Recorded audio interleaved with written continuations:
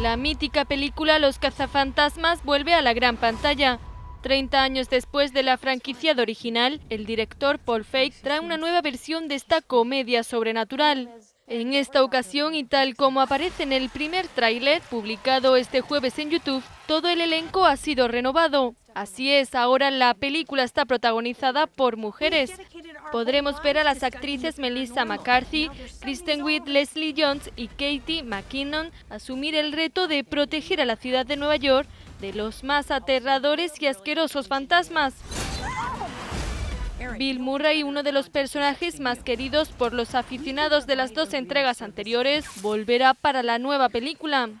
A quien también podremos ver ocupando un lugar muy destacado en la nueva entrega es Michael K. Williams, a quien muchos recuerdan por su interpretación de Omar Little. De acuerdo al tráiler, en esta ocasión, los fantasmas aparecen en la ciudad en cantidades industriales. Y es que alguien ha construido un dispositivo que amplifica la actividad paranormal.